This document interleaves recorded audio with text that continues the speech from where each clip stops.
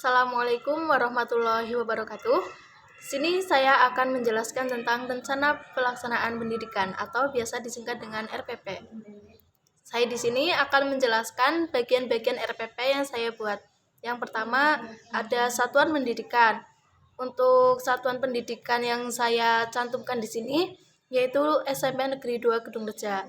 Yang kedua ada mata pelajaran atau tema, yaitu pendidikan agama Islam. Yang selanjutnya kelas atau semester, yaitu kelas 7 semester 1. Kemudian ada materi pokok yang saya ambil adalah sifat-sifat Allah. Kemudian alokasi waktu. Nah, untuk materi ini saya ambil 4 kali 40 menit atau 2 kali pertemuan. Nah, selanjutnya ada kompetensi inti. Kompetensi inti yang saya cantumkan yaitu meningkatkan keimanan kepada Allah Subhanahu wa taala melalui pemahaman sifat-sifatnya. Yang kedua ada kompetensi dasar. Kompetensi dasar yang saya ambil yaitu membaca ayat-ayat Al-Qur'an yang berkaitan dengan sifat-sifat Allah dan menyebutkan arti ayat-ayat Al-Qur'an yang berkaitan dengan sifat-sifat Allah Subhanahu wa taala. Yang ketiga ada tujuan pembelajaran. Tujuan pembelajaran menggunakan kata kerja operasional, yaitu peserta didik dapat yang pertama menjelaskan pengertian iman kepada Allah Subhanahu wa taala. Sampai terakhir di situ ada 10 tujuan pembelajaran yang saya cantumkan. Yang keempat ada materi ajar. Materi ajar di sini berisi ringkasan materi yang akan kita sampaikan ketika kita akan mengajar. Di sini ada sifat-sifat Allah Subhanahu wa taala dan seterusnya. Yang kelima yaitu langkah-langkah kegiatan pembelajaran. Isinya yang pertama itu alat dan bahan. Alat yang saya pakai yaitu papan tulis, proyektor, dan laptop. Yang kedua ada bahan yaitu buku paket PAI, tentunya LKS PAI. Yang selanjutnya ada langkah-langkah pembelajaran. Langkah-langkah pembelajaran dibagi menjadi 3, yaitu kegiatan awal, kegiatan inti, dan kegiatan akhir. Kegiatan awal berisi yang pertama, memberi salam. Jadi peserta didik itu disapa dulu dengan memberi salam. Yang kedua, membaca ayat-ayat Al-Qur'an selama 5 menit. Yang ketiga, menjelaskan materi yang akan dijelaskan, yang akan dibahas, kita ulas dulu di pembukaan. Yang selanjutnya, memberikan motivasi belajar untuk meningkatkan semangat belajar peserta didik dalam mengawali pembelajaran PAI. Yang selanjutnya yaitu kegiatan inti. Nah, di sini dalam kegiatan inti kita bisa membagi peserta didik menjadi beberapa kelompok.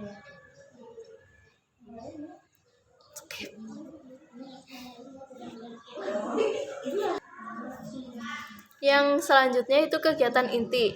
Yang pertama, kelompok yang telah dibentuk pada minggu sebelumnya. Jadi minggu sebelumnya itu membentuk kelompok, ditugaskan membuat resume yang dilengkapi dengan ayat Al-Qur'an berdasarkan tentang isinya itu tentang iman kepada Allah Subhanahu wa taala, sifat-sifatnya. Sifat-sifatnya itu dibagi menjadi 3, sifat nafsiyah, salbiyah, dan sifat ma'ani. Berdasarkan resume tersebut, maka mempresentasikan di depan kelas, sedangkan kelompok lain memberi tanggapan atau pendapat.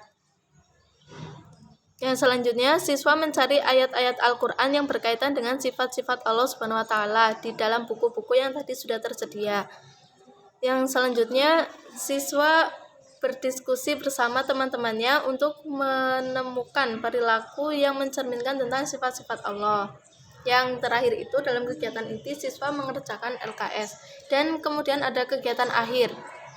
Di bawah bimbingan guru, siswa menyimpulkan materi pembelajaran yang telah dipelajari secara kelompok. Tadi kan sudah dipresentasikan berkelompok, kemudian siswa masing-masing menyimpulkan.